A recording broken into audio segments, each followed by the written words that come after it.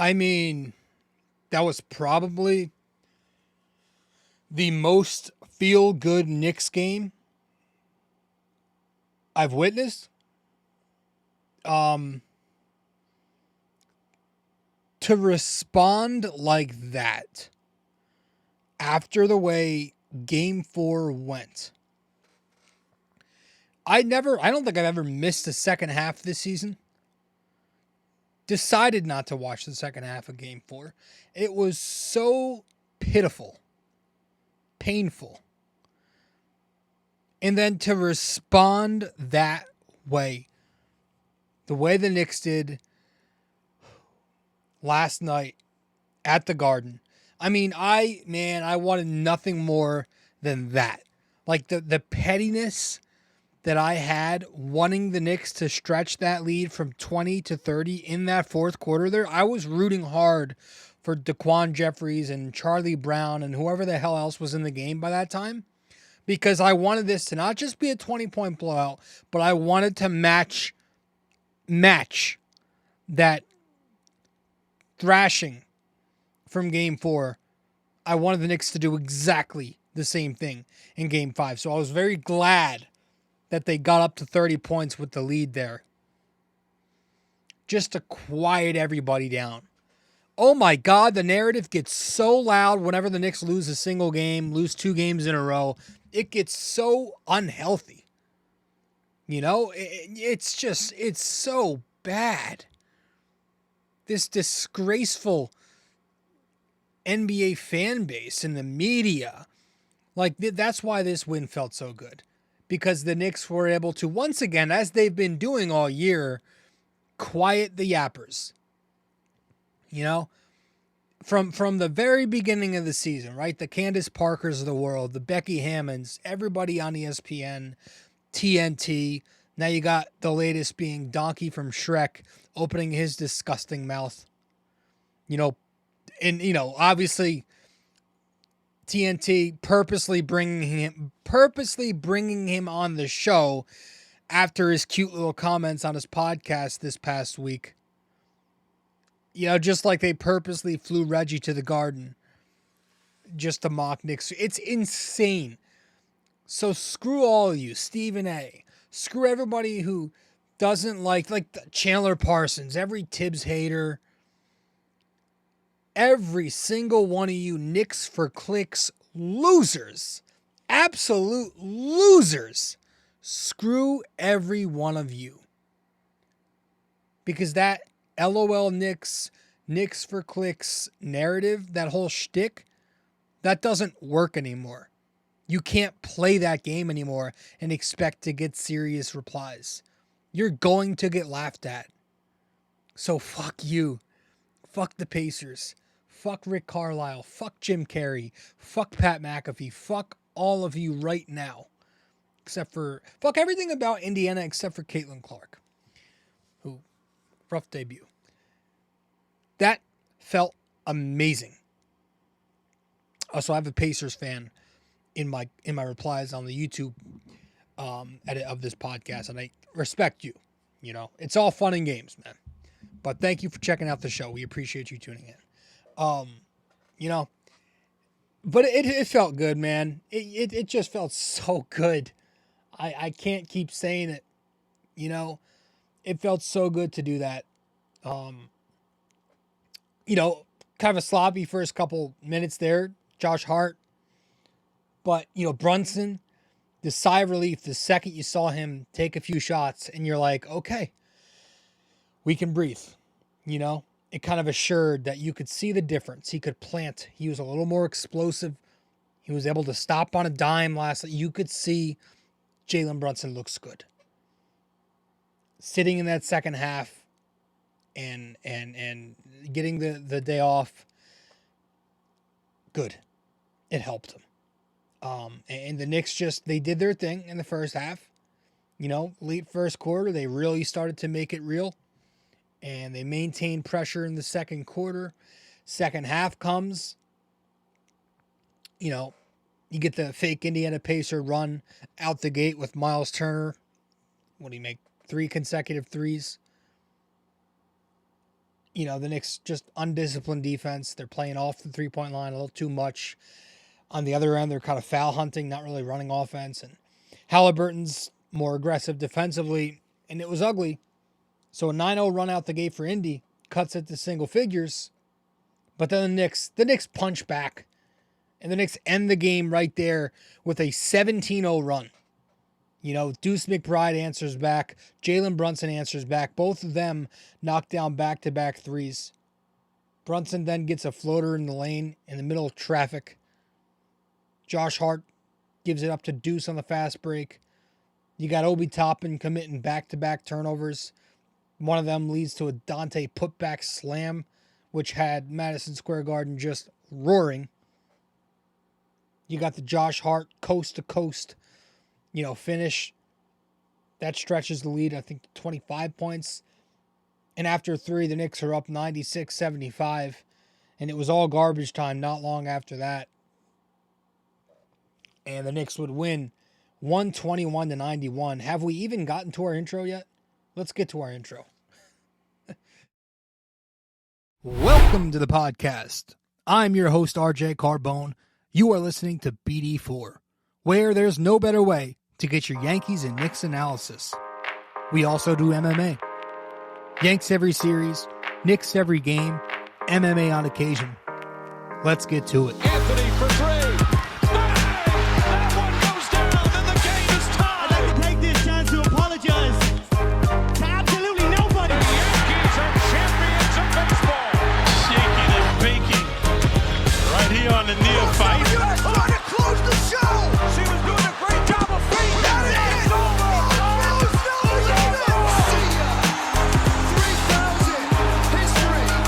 Coming up, so KP, don't you regret not coming to the Knicks?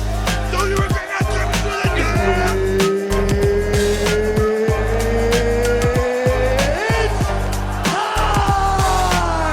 Game over.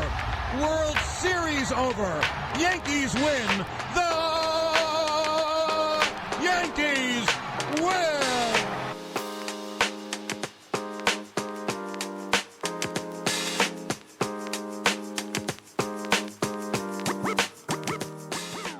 Okay, welcome to the show. Welcome to episode 684 of the podcast. I'm your host, RJ Carbone. The Knicks punch back strong in Game 5 of this series, 121-91. I don't know where to begin. Brunson finishes with 44 points. Rajon Rondo with a better PR team finishes with 13 points. And the Knick depth coming through again, like that's always going to be forgotten about because the media just likes to focus on the Knicks and Jalen Brunson. But like Deuce McBride, knockdown, lockdown, Precious Achiuwa, Alec Burks giving some good minutes. I mean, how many other teams in basketball can tell you that like their 8th, 9th, and 10th men produce like regulars? It's really incredible how deep this rotation is. And like people fail to realize this depth, like the whole joke about Jalen Brunson and friends, like, yes, he's carrying a lot right now with the injuries, but the Knicks have been injured significantly since the end of January. And they've gotten them this far. They've wrapped up the 2 seed. They've won the first round. They took 3 games so far in the second round. That depth has helped Brunson get them here. That's a big part. Look at the first 2 games of the Sixers series when the Knicks went up 2-0. Jalen Brunson, people forget, was awful. The depth has gotten them here just as much as he has. It's a deep-ass team. And the Knicks, I thought last night, just went back to playing Knicks basketball. They won the possession battle, getting the extra possessions, second chance opportunities, third chances. That's Knicks basketball to a T. Put bodies under the basket and assure you get those extra attempts. The Knicks had 101 shots last night. The Pacers had 72 shots. They beat them at what they're good at doing. 53-29 on the boards, 20-5. on the offensive glass.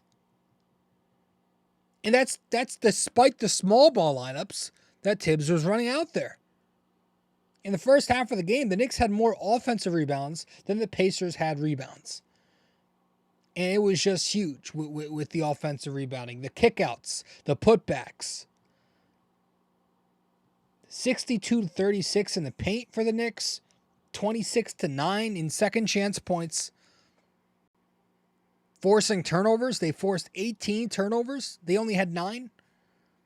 Isaiah Hartenstein was iconic. And Brunson's going to get a lot of shine in this show. As he should. Isaiah Hartenstein, unbelievable.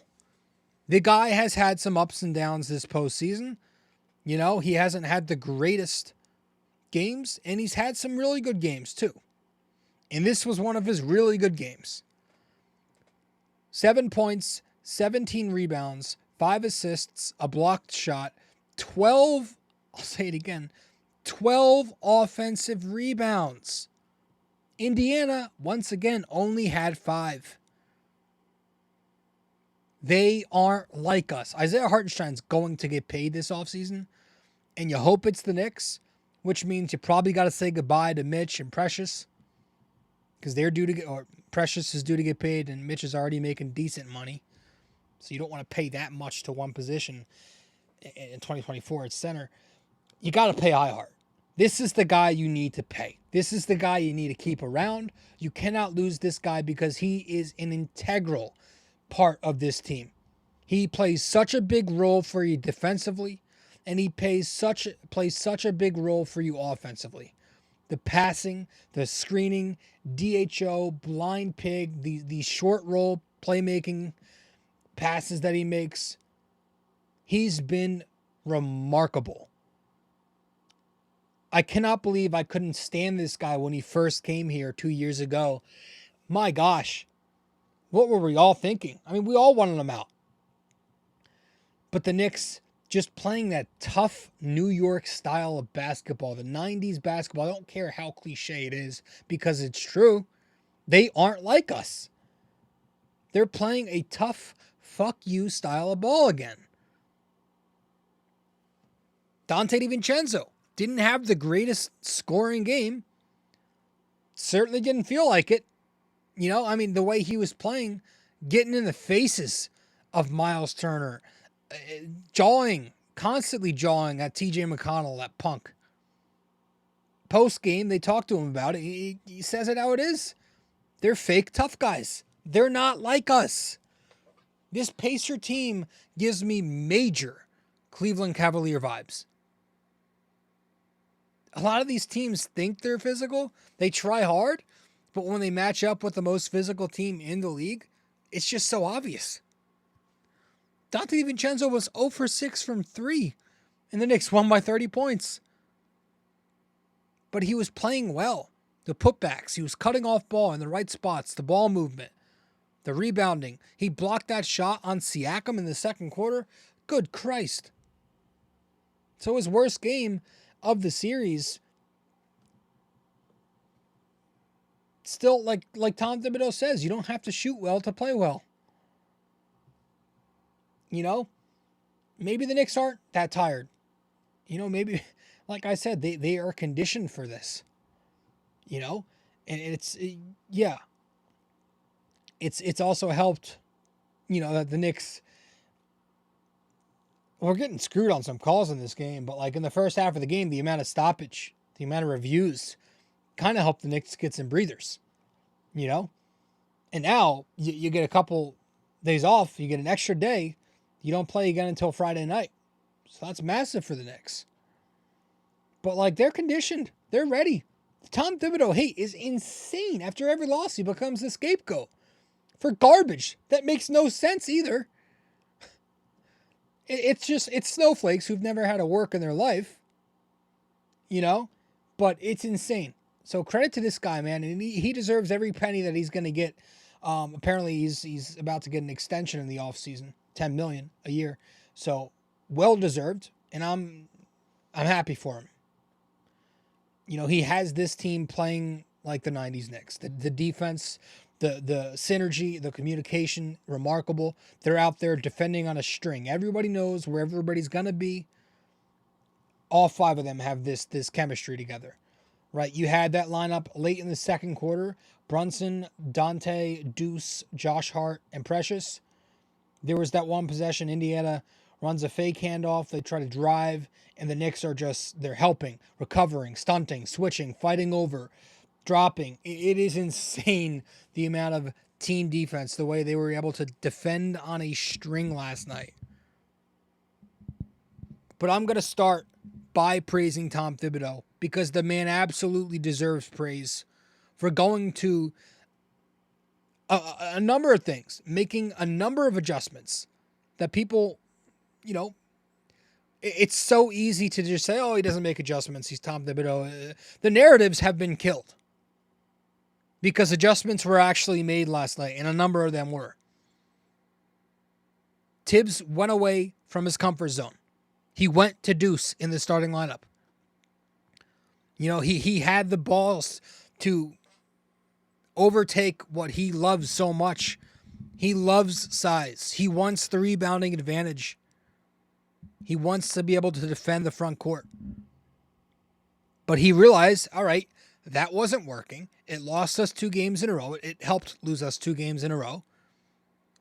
And even with Deuce McBride not playing well, he was missing shots, getting burnt by TJ McConnell. Realize, well, it's not just about that position making the change. It's about what that position change does for everybody else. And to get Deuce McBride in the starting lineup, it did a multitude of things. It made the Knicks a little quicker. They had more speed, so they were able to keep up that full court pace. They were able to keep up in rotation, which is a very important thing to do when you're defending an Indiana Pacer offense. To be able to rotate quickly. You could see the difference there. And of course, I think the main reason for it, right, was for better spacing. It was for floor room for Jalen Brunson in the half court. The trio of Precious, Hart, and iHart, you're going to have one of them at least always one pass away, which is a problem offensively. But now you replace Precious in the starting lineup, and you put Deuce in there. Now Deuce McBride can be an outlet off the trap with Dante, the other guy, one pass away. So there's your spacing difference. Brunson has room. They're not just going to cheat off, help onto Jalen actions. And speaking of spacing, the amount of hunting that the Knicks were doing. They were hunting Halliburton. The Knicks were spamming Deuce McBride as a screener to get Halliburton into actions up top. Indiana wanted no part of that switch. They did everything they could to not switch it. They went, especially in the second half, to a hedge and recover, but the Knicks would exploit that. Brunson would get to his spots. He'd split the defense on the Halliburton recover.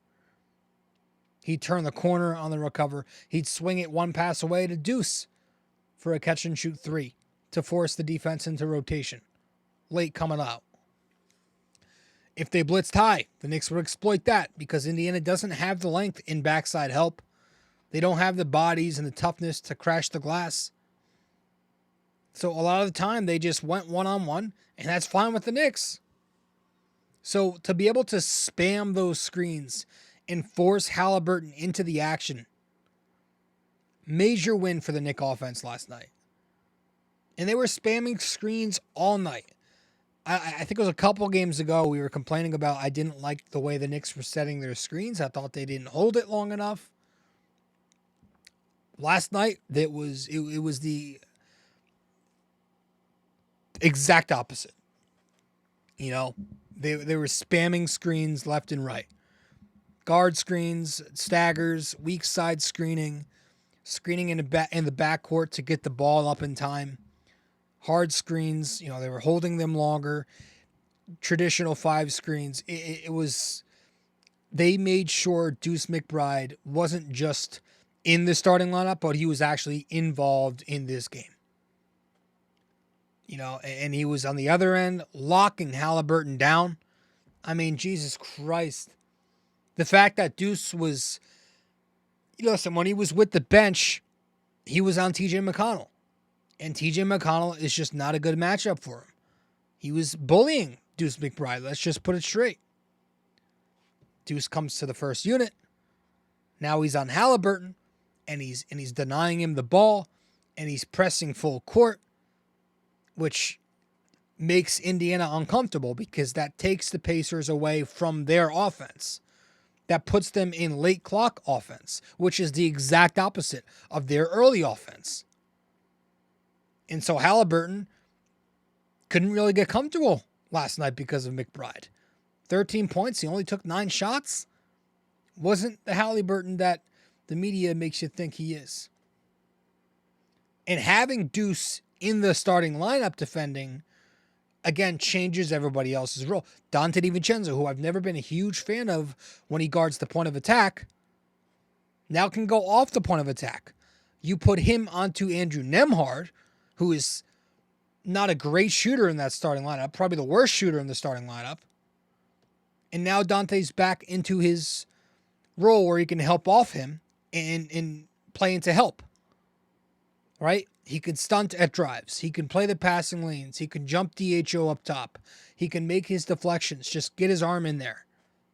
And that's exactly the role that Dante was playing last night. With Josh Hart, like the Knicks switching the Pascal Siakam matchup when they needed to. Now, Hart was on him for a good portion of the game. There were times in the second half where the Knicks went away from that. But Hart, when he was on him, did pretty okay. He did okay. He didn't require the Knicks to send a ton of help to him, which allowed them to go small, right? And you saw, like, late in the third quarter, there was a sideline out of bounds play, 4 minutes and change remaining, and the Knicks realized that Siakam's the target for the ball there. It's going to go to Siakam.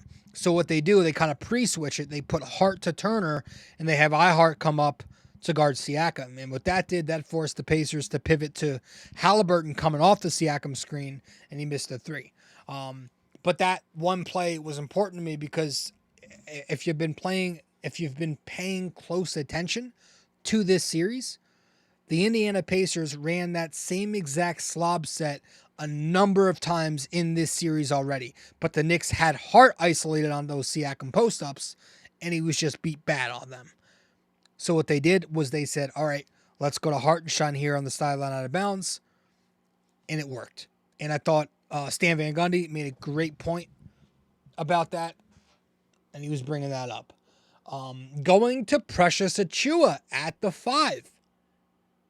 Not the 4. Going to him at the 5 now. Huge. It allows him to switch the action. There was a possession where he hedged up top, comes back down to recover, and he blocks Nembhard off the switch. He's mobile enough to keep up with guys like Jackson and guys like Miles Turner at the 5. And he played some forward too. But the thing was, Tibbs, again, using the brain, when Precious was at the 4, there were a lot of times when he was at the 4 with Hart off the floor just to increase spacing. Right? The second quarter, I thought you saw some good moments there. He was staying with Obi Toppin. He was staying with Pascal Siakam. He was crashing the offensive glass well. When he's at the 4, he's able to crash from the wings. He's switching onto smalls.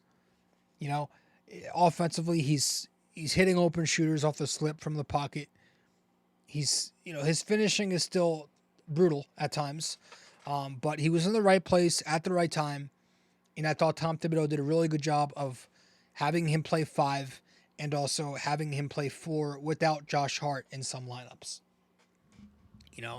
And then, listen, an adjustment that was made a couple games ago, and it's now paid off tremendously. Tom Thibodeau going back to his old pal, who, man, we never thought this would happen. Listen, Alec Burks has been a Tibbs player for a while, but it got so bad with Burks in the regular season, even his guy Tibbs just couldn't do it anymore. And he tried so hard few games ago, plays him a minute towards the end of the first half. Burks takes a terrible shot. He's like, you're done. But it got to a point where he forced his hand, and now he's had to play Burks. And in these last 3 games, Alec Burks has been so important for the Knicks. You know, and last night, sure, some of those buckets were in garbage time.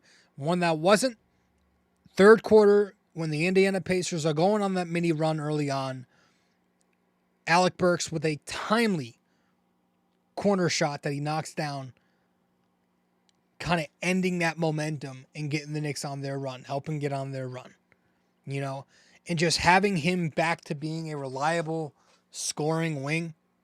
Oh my God, having another option out there, another body, another ball handler to take the ball up the floor just to get Brunson off the ball.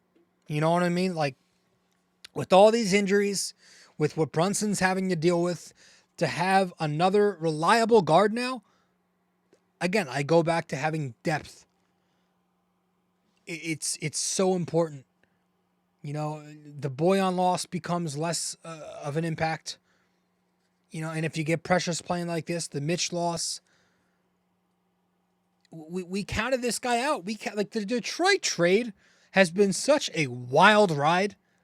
Like, my gosh, how nuts has this whole thing been? But it's good to see Alec Burks do his thing. So I am going to give him the game ball from off the bench.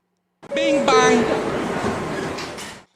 Alec Burks last night, 18 points, 5 rebounds, shot 55%, 63% from the 3-point line, 50% from the free throw, plus 9 in 23 minutes against the Pacers. Again, just timely baskets, another body that you can now rely on. He's just playing different. He's playing smarter, meaningful games. So I guess he cares now. He's playing within the flow of the system. It's the shot selection. It's when to attack the closeout, draw contact on his drives, go to the floater. You know, it's the occasional pick and rolls on the second side. You know, and the defensive improvement. You know, last night, really, I thought his defense was pretty decent. I thought he made timely switches. I thought he made good rotations. I thought his help defense was fine. He was on the glass. So Alec Burks suddenly becomes a weapon in this series. You know, it's really funny how things work out sometimes. And of course, among the starting lineup, I'm going to go to Jalen Brunson. The guy's unbelievable. Last night, 44 more points, 4 rebounds, 7 assists, shot 51% from the floor, 18 of 35, 2 of 6 from 3. What else is there to say? 5 of 6 from the line. It's so refreshing, and it feels so good to know that he's okay. I thought this was going to be a thing where it got worse and worse, but now that he looks healthy, folks, I think we're good. Knock on wood. Because this Indiana Pacers team, they can't guard a healthy Brunson. They can't guard a healthy Brunson. Their defense is so laughable. They do things on defense that if any Knick did that, Tom Thibodeau would never play them again. And it's insane, like the love that Naismith got from the media after Jalen Brunson was playing on 1 foot in Game 4. It happens all the time. You see these weird narratives whenever Brunson has an off game. I kind of remember the first time this happened was against the Lakers. The second time they played and the Lakers won, Brunson had an off game. The media was so quick to be like, oh, is this the way to stop Jalen Brunson? They did the same thing the other night. Oh, is this? It's like, can you make it any more obvious that you want him failing? It's like, it's not how it works. That's not how it works. Guys have off nights. It's also relative. Like, it's very relative. Naismith. Like, you're picking from a group of defenders who aren't very good. You know? If Indiana switched, it was Prey. Prey. You know, the Obi Toppin switch, that's food. The Tyrese Halliburton switch, that's food. The Nemhard switch, that's an entire dinner. And then the Naismith switch, that matchup is, I mean, he had him playing Twister. He touched earth. The McConnell matchup, I mean, he just bullies him on the low post every time. That guy's got no fucking chance. Bum. You know, if Indiana's going to press, well, I'll use iHeart to screen in the backcourt. If they blitz, again, I'm going to hit the outlet, force you into rotation, 4-on-3 in the secondary. It's 44 or more points. It's legendary stuff. He's better than your favorite point guard. He's a top 5 player this year. Stop disrespecting the guy because it's just going to fuel him. I'm trying to help you fools out. The guy's unbelievable. This Knicks team's unbelievable. I would add more, but something's going on with my laptop. I'm going to have to cut this short, but let's head to break. When we get back, I have one more thing I want to bring up before we get to our trivia. Stay with us. Be right back. Hey there, thanks for listening in so far. If you enjoy this episode, please give us a 5-star rating and review on Apple Podcasts. And if you're on YouTube, don't forget to like, comment, and subscribe. Thanks so much.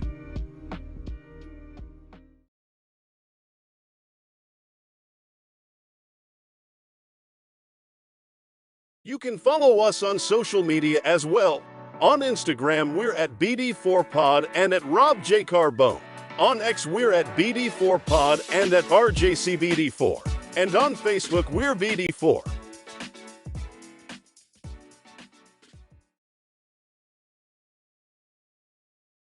If you're interested in our website, just go to www.bd4blog.com. You can subscribe to our blog on there right on the front page. Just like on the podcast, we cover Yankees, Knicks, and MMA. Also on our website are the links to the different platforms for the podcast. Thanks so much.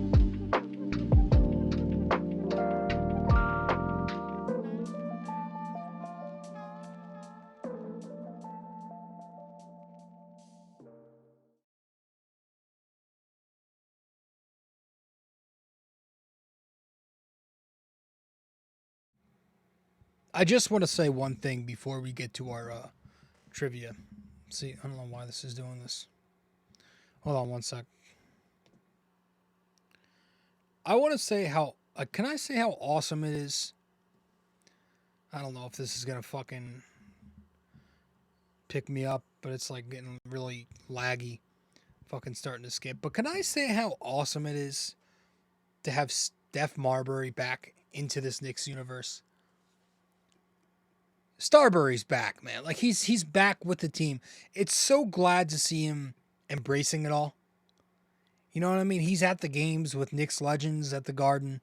He's on Knicks Fan TV with CP the franchise. Like he seems like he's happy, man. He was a point guard on this team when it was just a weird time for the Knicks. You know, and you know he wasn't perfect, but like I don't remember him being around. You know, obviously he's been in China, but like, I don't remember him being part of last year's playoff run. But it's so I'm so happy to see I'm wearing his fucking jersey. He was a fun point guard. Like there was a point in time, believe it or not, where before it got to is Brunson one of the best Knicks ever, it was Brunson's the best point guard since Marbury. Like that was a conversation at one point. We've obviously blown past that. But like, yeah, like that's how good Marbury was at points in his Knicks career, man. He was fun. So I'm happy to see him back, dude. It feels good to have Starbury back. I was listening to him on KFTV last night. It's cool. It's cool. It's really cool that he's getting some love from the fans, and he's got some really good takes on the games too, man. So it's awesome to see Starbury back, and the Knicks legends are filling up that courtside section. You know, you got Melo, you got Starks, you have Ewing was in the building finally last night. I think I don't remember him being in the building much this year, so it was good to see him. All these Knicks legends. Obviously, Ben Stiller doing his thing. Tracy Morgan standing up for Knicks fans. Hey, Kendrick Perkins, the only guy from national media who actually gives respect to the Knicks. All right, let's get to our final break because something's happening with my tablet here. So we'll get to our final break, wrap it up with our trivia. Stay with us. Studio 69 Productions is a podcast production agency created by Leo Rodriguez to allow content creators to market their podcast. It's an online platform that will market your podcast or any other project that you're working on. Get in touch with Leo Rodriguez from Studio 69 Productions. You can find Studio 69 Productions on Instagram at Studio69NJ. Studio 69 Productions, where dreams are heard and born.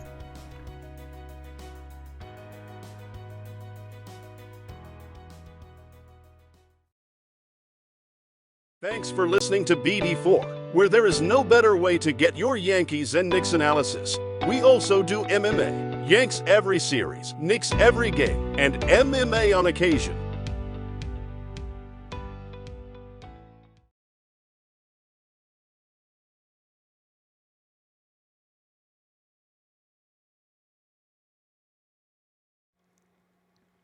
Okay, welcome back to the show. Episode 684 of the podcast. I have no idea what the hell is going on. If you're watching on YouTube, you can see the problems I'm having here. But if you're listening on Apple or Spotify, then ignore. But let's wrap this up with our trivia, and that will be that, if we can even get to this trivia.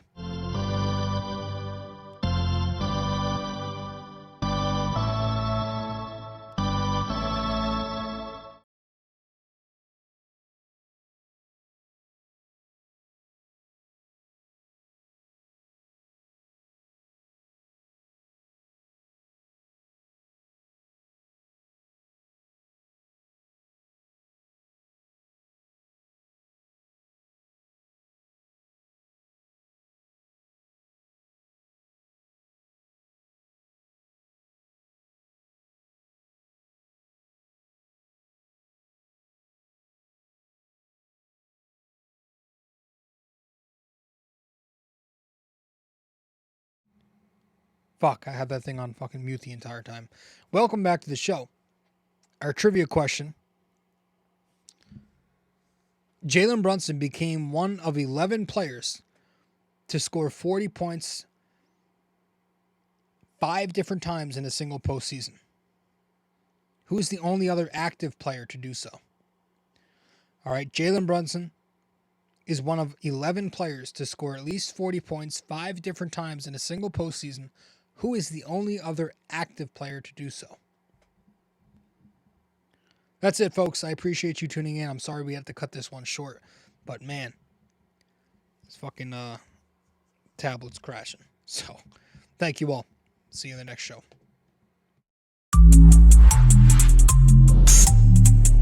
This episode was brought to you by Anchor. Hey there! If you stayed the entire way through, we thank you immensely for it.